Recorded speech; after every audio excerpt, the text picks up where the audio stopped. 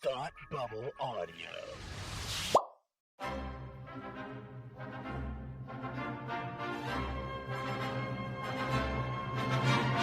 Look, up in the sky! You will never find the more wretched hive of scum and villainy. Welcome to Beer with Geeks with Tim and Frank. Who are you? I'm Batman. I am Iron Man. Your friendly neighborhood Spider-Man. Hi, Christopher. I'm Nero. My name is Inigo Montoya. You're a wizard, Harry. A couple of guys with a couple of beers and a whole lot of pop culture nostalgia. Make it so, number one. Ladies and gentlemen, the Beatles. Name the dog in the animal. Life finds a way. I am serious. And don't call me Shirley. Now sit back and crack open a cold one, because it's time for Beer with Geeks. It comes in paints. Shaken, not stirred. Great Scott! I was way off. I knew it started with an S, though.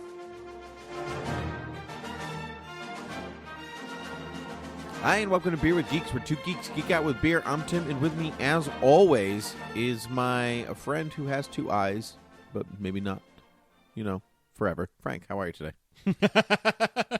It's like some bald. Is that a bald joke? No, I'm good. Oh, no. Because you're cool. Yeah, cool. I'm doing good, buddy. How are you? I'm good. Frank, we saw Captain Marvel, not together, because we're not together. that good of friends. No. No. So we're going to talk about it, but first we're going to talk about the beer that you're drinking, and then that I'm drinking, but it's not the same beer, though It's it not. could be. It's not the same. We didn't see the movie together, and we're not drinking a beer together. What is our friendship, then? I know, really. What even is it? I'm drinking a Tired Hands. Today will be a good day. Creamy India Pale Latte Ale. What? Yeah. Tell me more about this. Yeah, this is a really good beer. So Tired Hands Brewery, I have yet to try a Tired Hands beer that I don't thoroughly enjoy. And this is another one of those birthday beers that I got from a friend right around my birthday. And today will be a good day is what it's called, and it is a latte, India Pale Latte, brewed with spelt, oats, lactose sugar, hopped intensely with Amarillo, Simcoe, Centennial, and Mosaic hops, conditioned atop our Awake Minds coffee from Reanimator Coffee and Madagascar vanilla beans. And That's intense. It's great. It's great. I love it. It's fantastic. It is. I think it's hard to come by. I was doing some research, and it seems like they may have stopped brewing it. So it was fantastic, and I feel really, really, really glad that I was able to try it. It's delicious. So if you find it out there somewhere, buy it, because you're not going to see it for much longer. That sounds delectable, Yeah. truly. It sounds like I want a stout, but I want an IPA. That's what do it. I do? Because it's a creamy IPA that has coffee and vanilla. You expect that from a porter. You have like a coffee porter, a coffee stout, right? Very, very much like the flavor profiles go together very well. You don't expect it from an IPA. And that the smooth, silky mouthfeel you don't expect from an IPA either, but it works. It's great. Oh, that sounds so good. I've been in a wicked stout mood for the past couple of weeks, too. Mm-hmm. So, of course, I don't have any in my fridge. So I'm drinking an Omission Brewing Company Ultimate Light Golden Ale. Nice. Because that's what's in my fridge. But also, it's past 8 o'clock and, the gluten and stuff. So, Yep. you can only have so much of it. So, Frank, both of us, being adults who have jobs, were able to afford tickets to go see Captain Marvel this weekend. Yes. Contributing to its like $150 million haul or something like that. Yeah. Huge. Big weekend. Huge.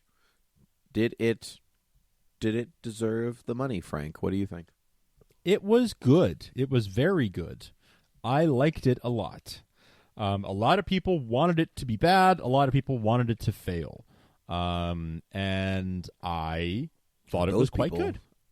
Those people are big old meanies. Yes, to say the least. Yes. Yep. Yes. I also liked it quite a bit.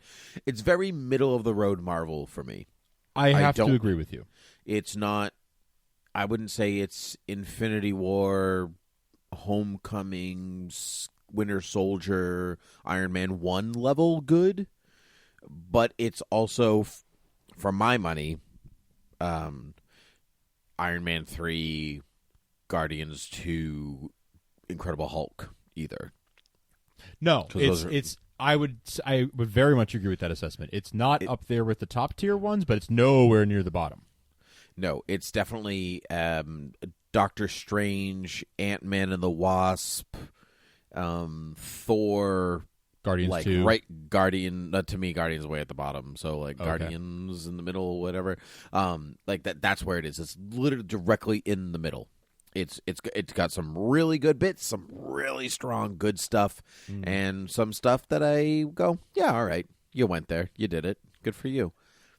Yeah, but I think ultimately it rests on Brie Larson's performance, which I thought she was great. I thought she was charming. She was captivating. She was fun to watch. I was very much into that performance. Me too, and I'm not she doesn't win me over in every performance. I'm not like a Brie Larson aficionado. Sometimes I think she's really solid, and other times I say you were in a movie.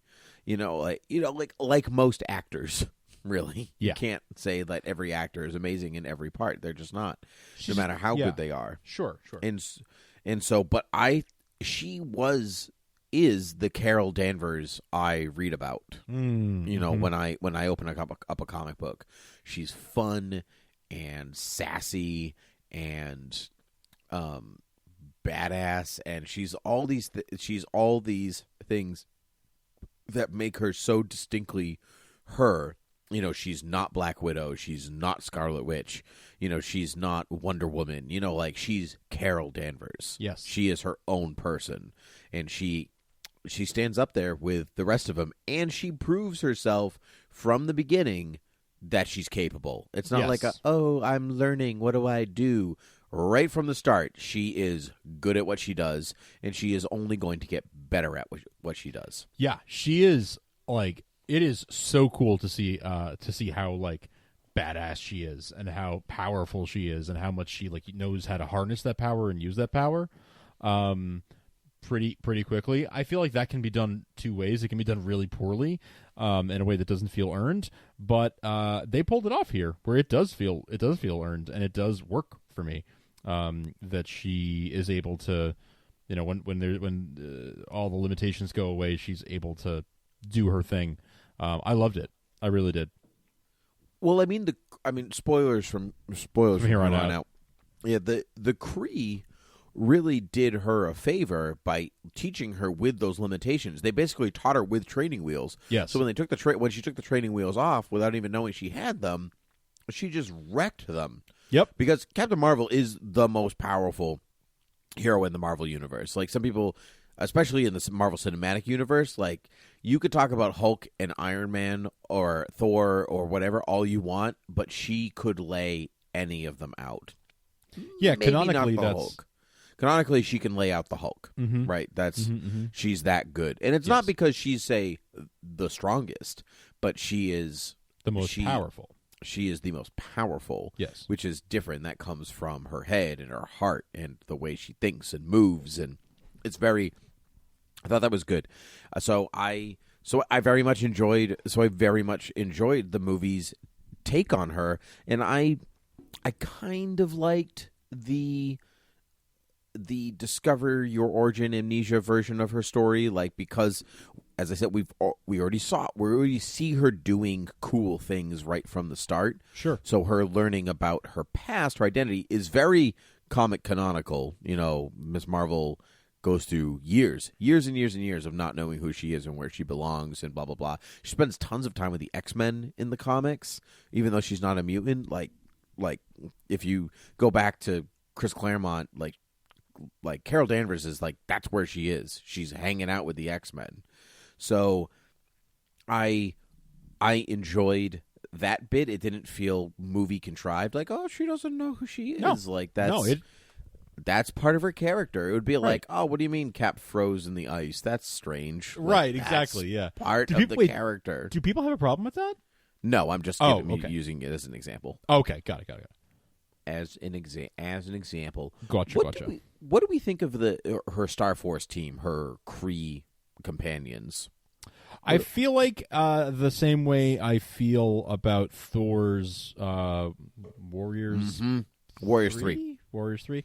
The where Warriors 3 and Lady okay, Sif. I'm being sort of told that they're like this legendary band of merry men, but I don't really feel like I'm seeing it. I'm being told and not shown.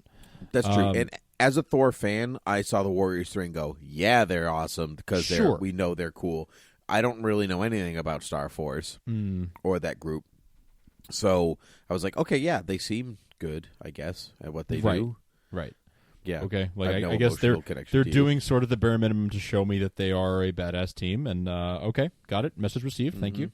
But that's kind of all I got out of it. It's like, all right, I guess I got what they wanted me to get out of it, but I didn't really experience it because it would have taken like a good chunk of a movie to get that really across. So right. I very much enjoyed Minerva, though, out of all of them. Like, I liked her makeup and her mask and the look. Like, it was her hair was cool, like the whole thing. And I liked, oh, is this why we didn't hang out? She's like, no, I just didn't like you. I know, I love that. No, it hurts. I know, but it was funny. Frenemies. I didn't look into this. Do you know why Jude Law had orange eyes but not blue skin if he's Kree? I could not tell you.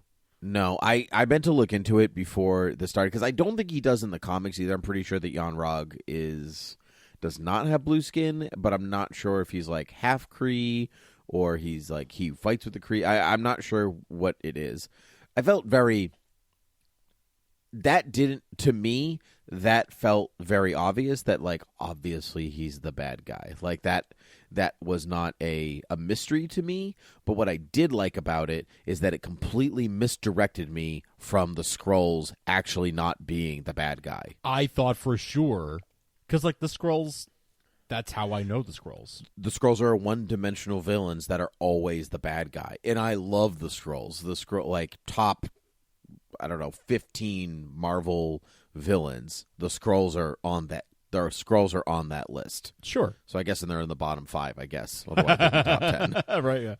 But yeah, I think that's... I find the Skrulls fascinating. I am hopeful that we will get some Skrull stuff in the upcoming films of the MCU.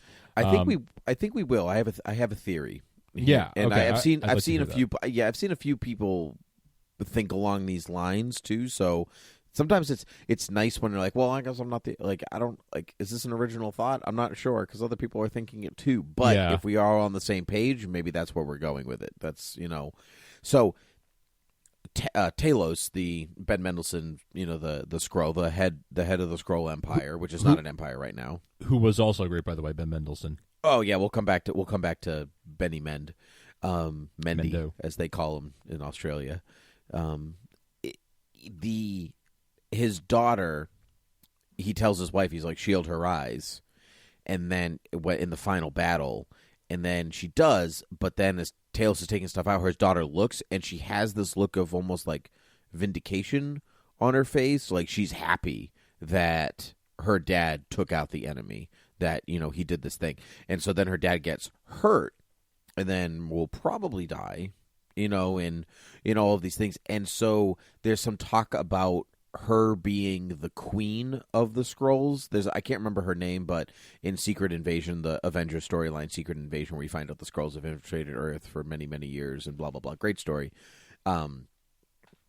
Let's talk about she is the queen of the Skrull Empire because if her dad is the leader right now, then she would be the next successive queen. Makes sense. And the timeline matches up from the 90s to now. The 90s to the now and everything like that. So if you're disappointed in this film where you're like, but the Skrulls are the bad guys, that doesn't mean that we won't see Skrulls as the bad guys later. This to me is not the Mandarin twist, which is well documented how well I hate it, and it my blood will boil forever until the days after I die. It'll still be boiling about the Mandarin twist.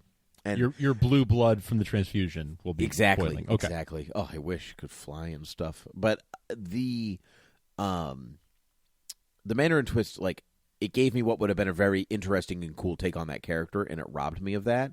The Skrulls, I still have a chance to see them as I know them.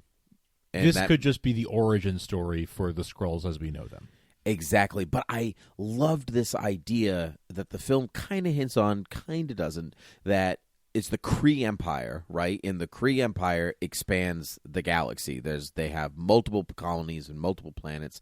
And so because the Skrulls are at war with the Kree, the Skrulls shapeshift and go and take over different planets because they have no choice but to do that. Otherwise, they don't have worlds to live on. Mm-hmm. So they are only infiltrating worlds to take them over because the Kree are taking over the galaxy. They're refugees, and they need somewhere. They don't have their own home world, so this is what they're doing: is they're invading other worlds. They're invading other worlds, and the Kree are like, they're invading other worlds. This is terrible. So it's just a perpetual cycle that will go on forever. My Palmer, a co-host of Academy Rewind and Batwoman TV Talk, he and I were talking about it, and he says it's a thinly veiled Palestinian, like, Judaism Israeli conflict. Yeah. Israeli conflict, yeah. And I don't think I've never really thought about it that way, and I'd be interested to go backward into some Avengers comics and Fantastic Four and read the Skrull Kree War to see if that really is the take on it. Because sometimes I think about stuff like that all the time in every movie, but that part of my brain turns off when I watch comic book movies sometimes. Mm-hmm. Like, I have to deliberately watch it that way because this is my entertainment, not my work time in some ways. So, but anyways, I really like that. Plus, the makeup on the Skrulls was so good. It was great. So good. It was outstanding. Win an Oscar, whatever team did that. It was outstanding. And Ben Mendy was great. Yeah. Mendelsohn was great. The Samuel L. Jackson looked, 25 years younger. I agree, though I don't think if they didn't de-age him and they just stuck a wig on him, I don't know if I would notice. He's aged so well, I don't know if I'd notice. It's not like Michael Douglas, right, where you had to do a lot to make him look 30 years younger. Right. One thing I did notice, though, is that Samuel L. Jackson, I'm not sure how old he is, but because again, he's aged well. He runs like an old man. He moves. He's 70, and he moves like a 70-year-old man. Like, he can't really run. He sort of, when he's moving fast, it's sort of with some creakiness, and it shows. Mm-hmm.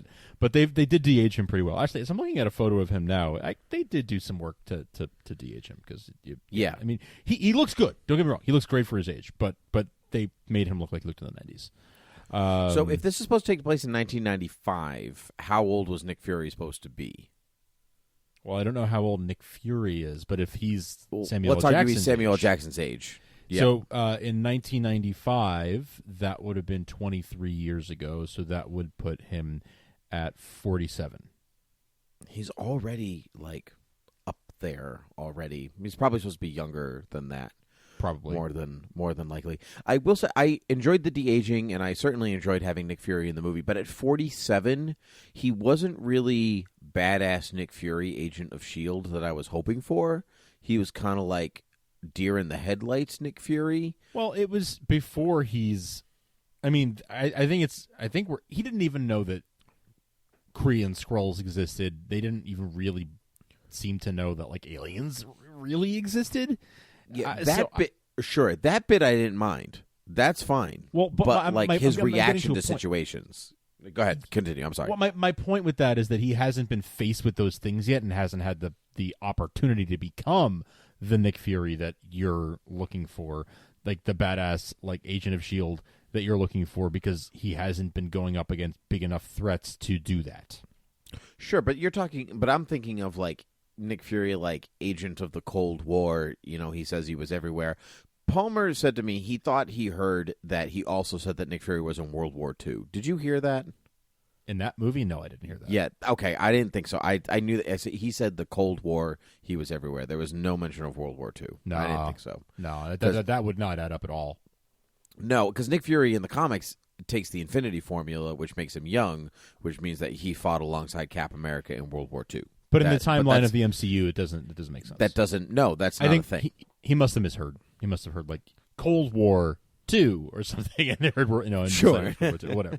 Sure, whatever. But when it comes to if Nick Fury's, let's say he's 47, even if he's 40, let's say at that time, you're talking he's been a spy already. He's been an agent of S.H.I.E.L.D. for a good chunk of time, and he's a desk jockey. And he's like ready to give it up. Like that's kind of where I see what he you is mean. now. Okay, but like he's already been the cool Nick Fury, and so my impression of him in this movie was like, you've never done anything dangerous or agenty in your entire life. Mm-hmm. And that was the part that I was like, I kind of wanted to, and I think that chalks it up to Sam Jackson being 70. Honestly, yeah, probably.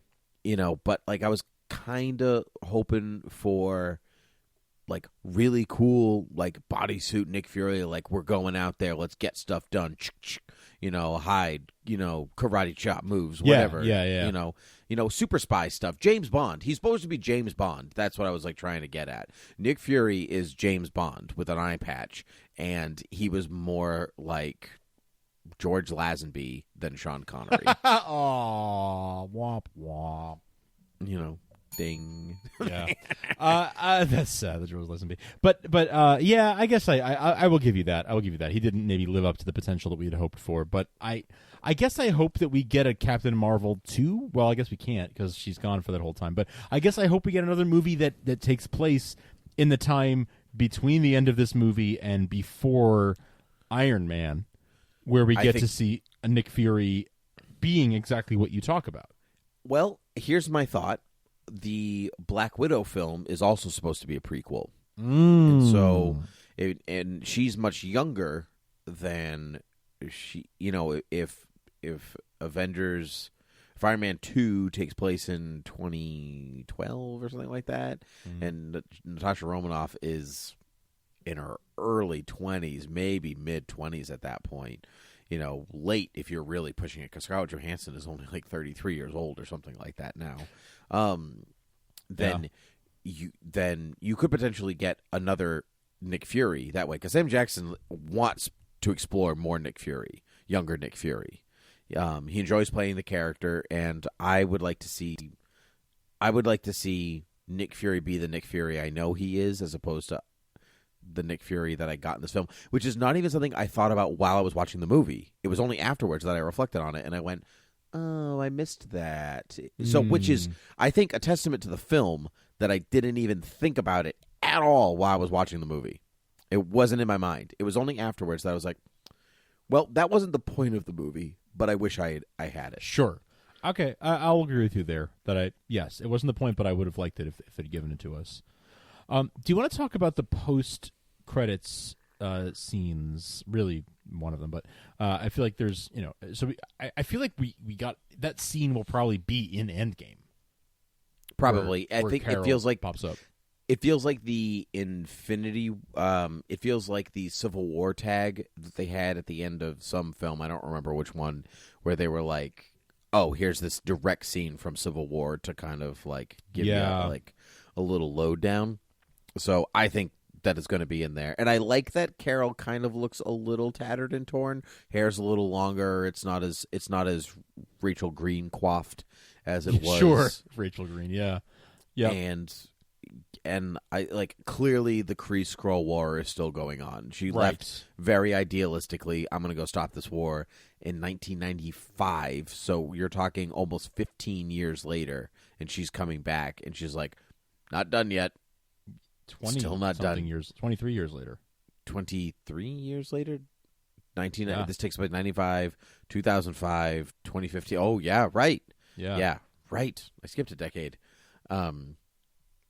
Yeah, okay. I always think the 90s was 10 years ago. So I know it's just like it was 10 years ago. It was 40. You're like, oh god. Yeah. Oh wow. Yeah. So yeah. Somebody asked, like, I saw a couple, like, how did they get the beeper? And my question is, does it matter? Like, does it matter how? Well, that's why I say this scene was probably taken right out of Endgame, because there will be something at the beginning of Endgame where it shows someone getting it to, or it's a real brief line of, we went looking for Nick, found the beeper. The beeper seemed to be pretty big. I feel like they're going to show us, because they made a point of like showing us the beeper in this movie, and like I like showing us how she modified it and all that stuff. I feel like whatever, one way or another, we will know how it got there. Yeah, and I think this scene is taken from like a few minutes into Endgame. A few people asked have been asking, if he's had this beeper, why hasn't he pushed it before? She said in case of emergencies. Well, Kevin Feige replied with, "Who says he hasn't? Just because you haven't seen it doesn't mean that he hasn't pushed it before." That's true. Because if this takes place in '95, the Avengers don't form until 2012. That's a lot of years where he could have pushed that button. That's true. She could have come back for other She Avengers. could have secretly come in, done a thing, because it's S.H.I.E.L.D. They cover up stuff. True. So just because the world does not know of her existence doesn't mean that, and we, the filmmakers or the film viewers, don't know of her existence, doesn't mean that he hasn't pushed that button before. So that's a valid point. Yeah, there's no reason to think that she necessarily wouldn't have. I tend to think that he hasn't pushed that button until now. But me too. You could always say that there were instances where he did. Yes, of course. Right. That was my thought too. But Feige also, so like for him to say, "Who says that he hasn't?" means like they've maybe thought about that a little bit. Sure. I would like to see more Captain Marvel movies, but I want to see her in space next time. I want to see some Kree-Skrull War. I want to see some. I want to see her versus Ronan. I want to see because he says, "Oh, we'll come back for." Yeah. I want to see some of that. Even like maybe she deals with Thanos at one point, That'd be cool. because she's so powerful, So, and he did not have Infinity Stones before then, and so there's some real potential there. And her suit looked amazing. I just gotta say, suit looked amazing. I loved the color dial thing where she. That was cool. That was really cool. Yeah, because she wears the. She wears the classic Marvel costume at one point because it lingers on the green and the white, which is the classic Marvel costume. Speaking of Marvel, did you like the Annette Bening twist that she was actually Marvel? That was interesting. I'm admittedly not familiar enough to know how close to the current continuity that falls, because I know that there have been a few different characters by the name Marvel, have there not? Yes, there's been Marvel, who's Captain Marvel, and then Carol Danvers has been Miss Marvel for quite a while. And then her being Captain Marvel in honor of Marvel, as she obviously does here, is pretty recent. Like the last 5 years or so. 5 to 10 years? Yeah, maybe? something like that. I remember when that happened. I say 5 to 10 years, something like that. I thought I did like that twist. I like that twist that she was that the reveal was I thought well done. I liked that. I liked that quite a bit. I liked using that as the when she's in the whatever that's called, when they put her back in the chamber with the Annette Bening. And Marvel with Marvel, well, yeah, but with the Supreme Being or the Supreme Being, yeah, it's an intellect, Supreme Intellect. Okay. Anyway, I like that when they did that, they used that as the thing that motivates her to like go beyond and unleash her full power. That's cool. I agree. I liked Maria Rambeau. She acted the heck out of that part. I thought memorable performance. She becomes Photon or somebody else. I cannot remember. Yeah, Captain Marvel's extended family is not one that I am very, very familiar with, which also led me to watch this movie going, that was I enjoyed that because I wasn't worried about anything else. Yeah, yes, that's true. There were a lot of things like that where I was able to just enjoy it. Like the Flerken. I didn't know about the Flerken, so I very much enjoyed that. That I thought was super fun. The Flerken was that was a very like Rocket Raccoon, and I'm trying to think of another example of it, but that Howard the Duck appearance, like it felt like one of those sort of like those comedy beats that are very MCU. Speaking of comedy beats in the Flerken, how do you feel about Nick Fury losing his eye because of the Flerken? That felt a little bit like Boba Fett just falling into the friggin' pit, the Sarlacc pit, and that's it. Like, he went out like a chump, I thought. It's funny that like he tells the story that like it was this big Last thing, time I trusted somebody, I lost an eye. Right. It's because you trusted a cat. Right. Like, yeah. So Mistake like number one. That's funny, but it feels a little like, oh, that's kind of a bummer because you want him to have lost it in a cool way. That's it. I agree. You want him to have lost it in a cool way, and I love that he tells people that he lost it in a cool way, in its own way, but that, again, diminishes. That's when he becomes the George Lazenby James Bond, and he's not Sean Connery or even Roger Moore. He's just so. It's just kind of a bummer. It's not a huge deal for me, but it's sort of like, I wouldn't have done that. I would have been like, are we depowering this character? Are we like taking away some of the things that make him cool? But like, whatever. That's where they went.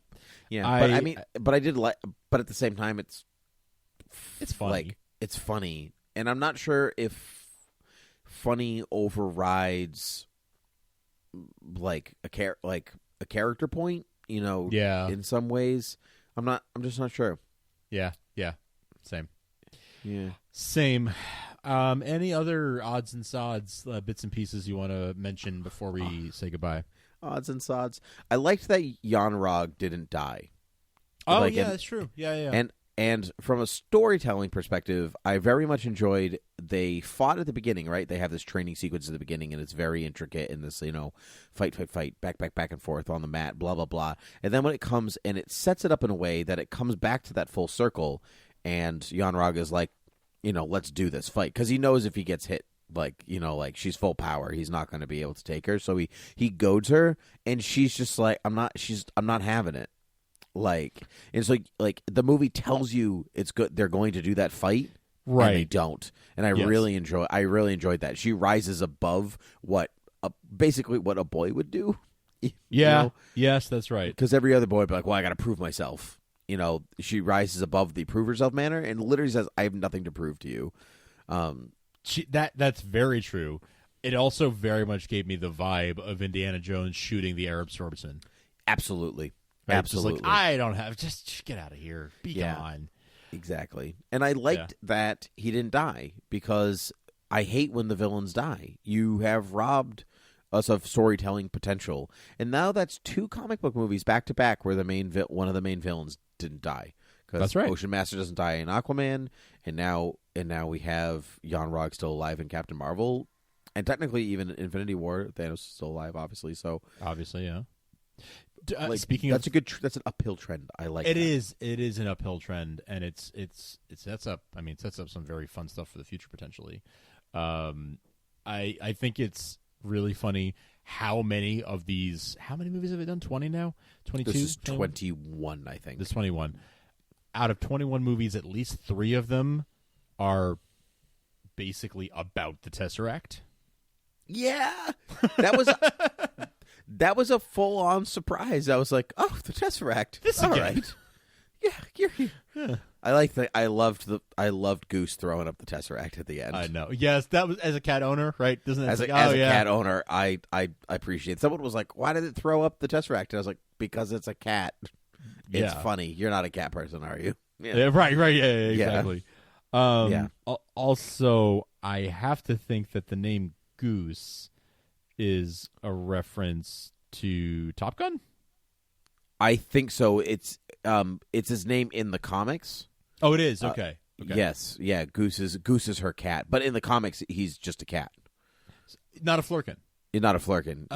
He's just a cat. I thought so. Like, I was getting Top Gun vibes from them. Like, there was one moment particularly where I was like, in the bar, there was a her flashback scene, and he's like, you know why they call them cockpits, don't you? Oh, that dude looked like Tom Cruise.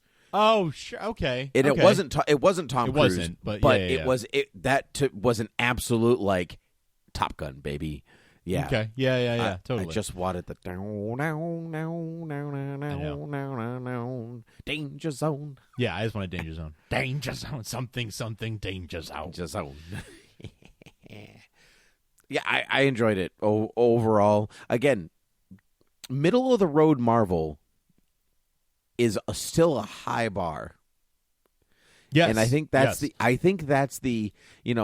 don't want every movie to be as heavy as Civil War or Winter Soldier or Infinity War. God, no. Oh, that's just so exhausting. And I don't want every movie to be as zany and fun as Ragnarok or Guardians or whatever. Like, sometimes I just want a straight down the middle good superhero movie that has some fun action beats and some fun comedic moments and some good drama. And that's what is delivered to me. Mm-hmm.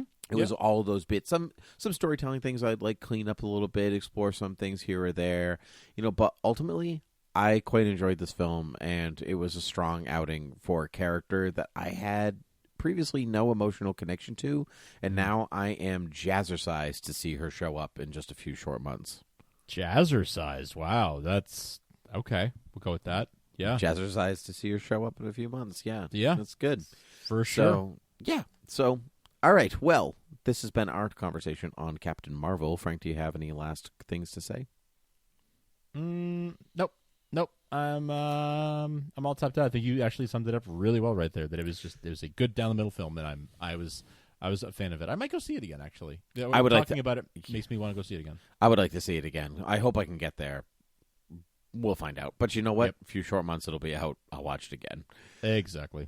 So, anyway, you can find us on Beer with Geeks at Twitter, Gmail, and Facebook. You can go to patreon.com and support us. Even $1 a month goes a long way because it costs some money to put these podcasts on. So, we would appreciate if you love us. $1 a month, it would be spectacular. You can listen to some off-the-mic conversations or off-the-recording conversations or off-the-record conversations. There's something about that because technically we need recording and mic for you to listen to them, but we'll figure it out. So all of that, you can check out all the Thought Bubble audio shows at thoughtbubbleaudio.com. Frank, it's been a pleasure. And I say to you, absolutely, my friend. Until next time, cheers.